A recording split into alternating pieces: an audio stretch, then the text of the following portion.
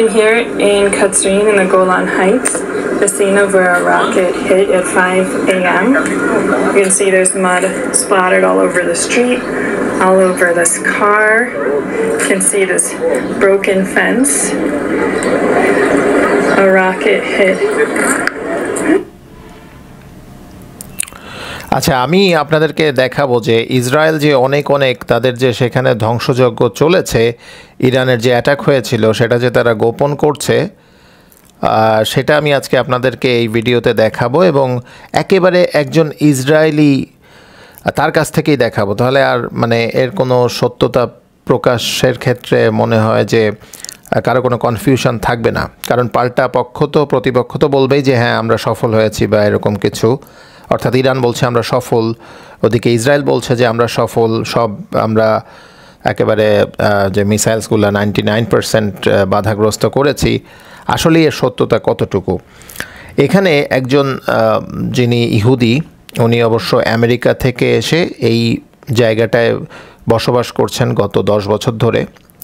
তো এই যে এরিয়াটা উনি দেখিয়েছেন, এই যে রকেটস ইন মাই ব্যাকইয়ার্ড, হ্যাঁ, এই জায়গাটা হচ্ছে গোলান হাইটসের একটা জায়গায়। গোলান হাইটস তো আপনারা হয়তো এই নামটা শুনেছেন বা ম্যাপে দেখলেও বুঝতে পারবেন, এই যে সি অফ গ্যালিলির পাশ থেকে যে অংশটা জর্ডানের ছিল আর কি, সেখান থেকে পরবর্তীতে এটা নিয়ে অনেক যে প্রশাসনিক ব্যাপার স্যাপার রয়েছে, ওখানে বিভিন্ন ভাগে বিভক্ত। এবং জর্ডান যে কেন ইসরায়েলকে সাহায্য করতে বাধ্য হলো এই ব্যাপারটাও পরে আরেকটা ভিডিওতে দেখাবো, তখন বুঝতে পারবেন এইসব ব্যাপার আদি। তবে এখন আমি একটু দেখিয়ে নিই।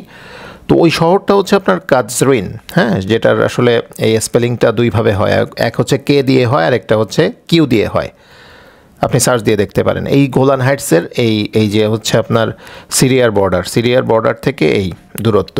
তো ওই ভদ্রলোক যেটা বলছেন সেটা হচ্ছে যে ওনারা এই গ্রামে বসবাস করেন, সেখানে প্রায় 7,000-এর মতো বসতি, এবং যেহেতু এটা সিরিয়ার বর্ডারের প্রায় কাছাকাছি, এখানে অনেক মিলিটারি পোস্ট আছে, হ্যাঁ। তো ওনারা রাত্রে ঘুমোতে চলে যান, অ্যালার্ম সেখানে সাইরেন বেজেছিল, বাট তারপরে রাতে দেখেন যে কোনো রকম রকেট ফায়ার হয় নাই। কিন্তু যখন আপনার শুয়ে পড়েন, ঘুমিয়ে পড়েন, এবং 3:30টার দিকে হঠাৎ করে তার বন্ধুর ফোন কল পেয়ে তিনি বলেন যে রকেট ফায়ার হচ্ছে উইদাউট সাইরেন, আসলে কোনো সাইরেন না দিয়েই। তো এরপরে ওনারা উঠে একটা নিরাপদ জায়গায় চলে যান ওনাদের বাসার। তো এরপরে উনি যে জিনিসটা বলছেন সেটা হচ্ছে যে ওনার কাছে মনে হচ্ছে যে যে রকেটগুলো ফায়ার হয়েছে সেইগুলো একেবারে ওনার জানালার পাশেই। একই সাথে আরেকটা ঘটনা ঘটেছে, সেটা হচ্ছে যেহেতু স্বাভাবিক ব্যাপার, একটা ঘটনা ঘটছে, পরে মানুষজন খোঁজ খবর নেয় না, তো সেখানে অ্যাটলিস্ট 30টা রকেট নিচে এক্সপ্লোড হয়েছে। আমি আরেকটা ভিডিওতে তো দেখালাম সেখানকারই একটা ভিডিও ফুটেজ। তো ইসরায়েল যে দাবিটা করছে তারা 99% রকেটস এবং ড্রোনস এইগুলা নষ্ট করে দিতে পেরেছে, আটকিয়ে দিতে পেরেছে, এটা আসলে প্রকৃত অর্থে সত্য না। এর অনেক কমই তারা সফল হয়েছে, এবং এই ব্যাপার স্যাপারগুলা অনেকভাবেই আসলে দেখানো হচ্ছে। তো এটা বাস্তবতা আমি তুলে ধরলাম শুধুমাত্র একটা ছোট্ট গ্রাম কেন্দ্রিক। তার মানে এখানেই যদি এরকম 30টা রকেটস ফায়ার হয়ে থাকে এবং সেখানে ভূপাতিত হয়, ক্ষয়ক্ষতির ব্যাপার স্যাপার তেমন কিছু এখানে উল্লেখ করা হয়নি, বা ওরকম হয়তো বা আদৌ হয় নাই। কিন্তু ওই 30টা রকেট যদি এখানেই পড়ে থাকে, তাহলে অন্যান্য আরও অনেক জায়গায় পড়েছে, যেটা আসলে হাইড করা হচ্ছে। ওকে।